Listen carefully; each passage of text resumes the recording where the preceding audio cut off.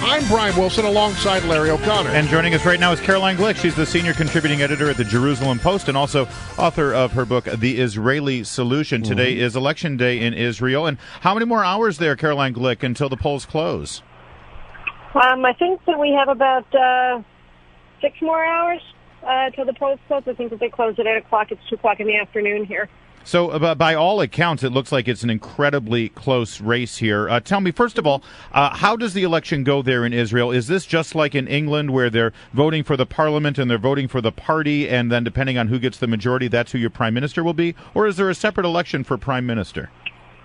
It's more like the British system. It's a little bit different because we have proportional representation. So there they vote for their representatives of their districts. We don't have electoral districts here. Everything is done nationally. So you vote for a party. You don't vote for a person. So all right. It's a competition between parties. And tell me, is it the feeling there that it is incredibly close for Prime Minister Netanyahu's reelection, or has there been any movement in the last couple of days?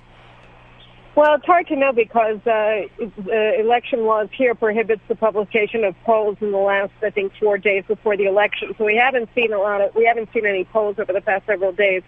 But yes, in the trend that was going into the last stretch of the election was that the Likud was going down and that the left-wing major party that is competing with Likud for forming the next governing coalition was doing well. But in general, I think that we're looking right now at a gridlock in terms of the electoral prospects because although the left-wing party, the Labour Party, has more Knesset seats, they don't have a coalition of 61 to put together. So it's going to be an interesting next several weeks seeing who is tasked with putting together a coalition government by the president and who succeeds. Yeah, so it matters. Let's say Benjamin Netanyahu, even if he comes in second, could form a coalition government that would put him in power, right? Yes, absolutely. So it's very interesting to watch that. Okay, so let me, in the last day or so, Benjamin Netanyahu has come out and said that there will be no two-state solution, there will be no Palestinian state. How does that change the equation? How does that potentially change how people would vote?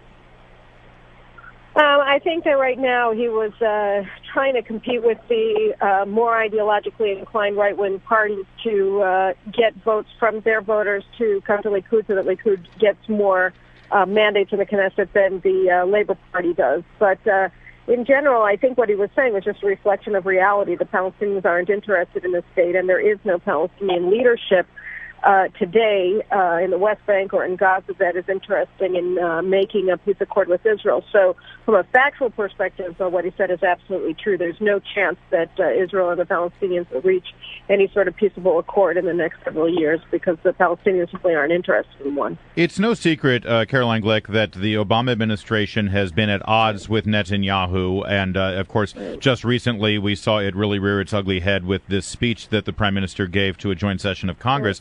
But now there are suggestions that the Obama administration has been meddling in the election effort there. What's the feeling like there in Israel about that?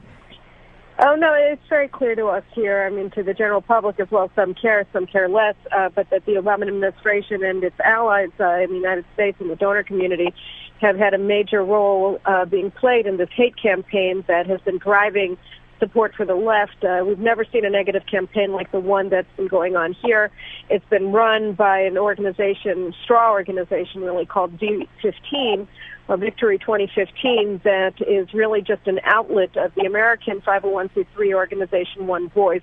And One Voice has received direct grants from the State Department in the past, and now also it's being run, the hate campaign against Netanyahu is being run by Jeremy Bird, who was responsible for Obama's field campaign in his re-election bid in 2012. So this is very clear that the fingerprints of the Obama administration are all over the place, and there were other direct interventions on the part of the State Department training Arab political operatives to get out the vote in the Arab sector, also to try to generate more support for a left-wing government. So they have been very, very active in this campaign. And it's funny when you think about the kind of intervention that they're doing that's so harmful to Israeli democracy and our democratic process. when they were attacking Netanyahu for a supposed breach of protocol and coming to Congress to speak at the request of the speaker. But here they are sending operatives to Israel, and there's a campaign, a multi-million-dollar campaign here going on, which is pure hatred against the prime minister, to demonize him and to make him the most hated person in Israel with the intention of overthrowing his government. Yeah, I mean, on one hand, they criticize Benjamin Netanyahu and the Republicans in Congress for allowing the speech to go forward, and on the other hand, they're sending their operatives over there to campaign against him. Exactly. I mean, just imagine if, the German government or the Canadian government or what have you, or any allied government were sending not only money in order to help Republicans defeat Obama, but we're actually sending over operatives to teach Republicans how to defeat Obama. That was something that would just never be accepted by the American people, and rightly so, but this is the thing that we're seeing here now. Wow. All right, so give us your gut call. How do you think it's going to play out? I think that Netanyahu is going to be the next prime minister, and I think that it's very important for him to be the next prime minister. I think that the signal that will be sent to the Americans from Israel that he's not the next prime minister is that there's no reason to oppose the deal that Obama is making with the mullahs in Iran that will enable them to emerge as a hegemonic power in the region and as a nuclear-armed state. I think that Israelis understand that, and I think that the dynamic has changed here pronouncedly in the last several days, and I think that he will be the next prime minister reelected and form the next governing coalition. Can I ask you, in terms of Caroline Glick, in terms of the tone and what's been coming out of Washington with regard to the debate over the United States support of Israel, was something that had never been debated up until the last several years. What do the Israeli people make of this? Are they questioning now whether America is solidly in their corner, or do they see what's happening here? Do they follow American politics to know the struggle between the Democrats and the Republicans? The Israelis are not that aware of what's happening inside of the United States in terms of the internal political wranglings in the partisan political system. But there is a very clear sense, the overwhelming majority of Israelis consider President Obama to be anti-Israel. These are polling numbers that no president has ever received before. The lack of trust in Obama is almost wall-to-wall here.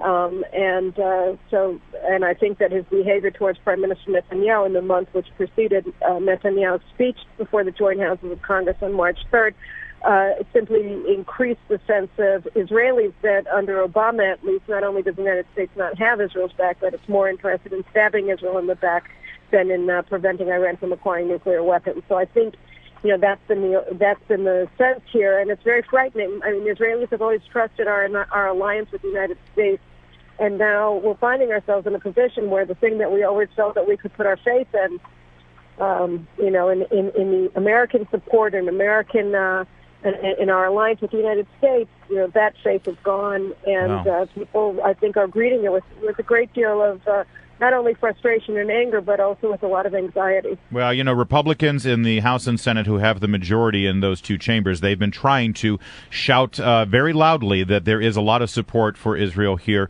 in the U.S. government, just not necessarily from the White House, but certainly from Capitol Hill. I guess they need to be shouting a little louder so that the people in Israel can hear that. Caroline Glick, thanks so much for joining us. I'm sorry, we have to leave it there. We always love hearing from you.